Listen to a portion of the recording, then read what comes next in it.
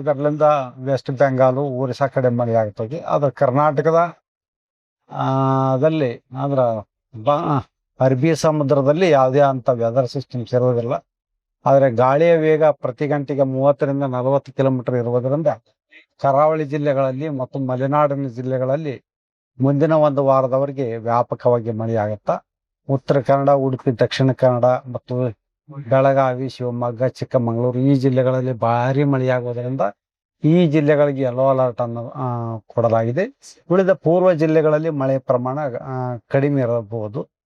ಆದ್ರೆ ಅಷ್ಟೊಂದು ಮಳೆ ಆಗುವ ಸಾಧ್ಯತೆಗಳು ಕಡಿಮೆ. ಪೂರ್ವದ ಜಿಲ್ಲೆಗಳಂದ್ರ ಬೀದರು, ಕಲಬುರಗಿ, ಯಾದಗಿರಿ, ರಾಯಚೂರು, ವಿಜಯಪುರ, ಬಾಗಲಕೋಟೆ, ಕೊಪ್ಪಳ, ಗದಗು, ಚಿತ್ರದುರ್ಗ, ದಾವಣಗೆರೆ, ಬಳ್ಳಾರಿ, ವಿಜಯನಗರ, ತುಮಕೂರು, ಬೆಂಗಳೂರು, ಕೋಲಾರ, ರಾಮನಗರ ಈ ಜಿಲ್ಲೆಗಳಲ್ಲಿ ಮಳೆ ಕಡಿಮೆ. ನೀವು ಕರಾವಳಿ ಜಿಲ್ಲೆಗಳಲ್ಲಿ ನೀವು ನೋಡಿದ್ರ ಇಲ್ಲಿ ಕ್ಲೌಡಿಂಗ್ ಮೋಡಗಳದಾವು. ಉತ್ತರ ಕನ್ನಡ, ಉಡುಪಿ, ದಕ್ಷಿಣ ಕನ್ನಡ, ಬೆಳಗಾವಿ, ಶಿವಮೊಗ್ಗ, ಚಿಕ್ಕಮಗಳೂರು, ಕೊಡಗು ಇವೆಲ್ಲ ಮಲೆನಾಡಿನ ಜಿಲ್ಲೆಗಳು. ಅಂದ್ರೆ ಬೆಟ್ಟಗಳು ಜಾಸ್ತಿ ಇರುವುದರಿಂದ ಇಲ್ಲಿ ಮಳೆ ಆಗ್ತತಿ.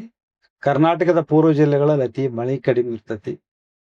ಮತ್ತು ಏನೋ ಒಂದು ಅರಬ್ಬಿ ಸಮುದ್ರದಲ್ಲಿ ಏನೋ ಸ್ಟ್ರಾಂಗ್ ವೆದರ್ ಸಿಸ್ಟಮ್ಸ್ ಯಾವುದೇ ಇರೋದಿಲ್ಲ ಈಗ ಅಷ್ಟೊಂದು ಮಳೆ ತರಲಿಕ್ಕೆ.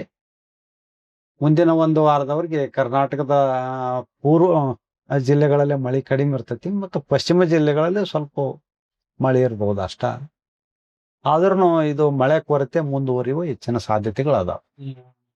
ಸರ್ ಡೇಟ್ಸ್ ಹೇಳಿ ಸರ್, ಡೇಟ್ ಎಷ್ಟು ಇರ್ಬೋದು? ಜುಲೈ 28 ಜುಲೈ 28ರಿಂದ ಆಗಸ್ಟ್ 3ರವರೆಗೆ ಕರ್ನಾಟಕದ ಕರಾವಳಿ, ಮಲೆನಾಡಿನ ಜಿಲ್ಲೆಗಳಲ್ಲಿ ವ್ಯಾಪಕವಾಗಿ ಮಳೆ ಆಗುತ್ತಾ ಮತ್ತು ಈ ಜಿಲ್ಲೆಗಳಿಗೆ ಭಾರಿ ಮಳೆಯಾಗುವ ಎಚ್ಚರಿಕೆಯನ್ನು ಕೂಡ ಕೊಡಲಾಗಿದೆ. ಉಳಿದ ಜಿಲ್ಲೆಗಳಲ್ಲಿ ಹಗುರದಿಂದ ಸಾಧಾರಣವಾಗಿ ಮಳೆ ಆಗಬಹುದು. ಕೆಲವೊಂದು ಜಿಲ್ಲೆಗಳಲ್ಲಿ ಒಣ ಹವೆಯನ್ನು ಮುಂದುವರಿಬಹುದು.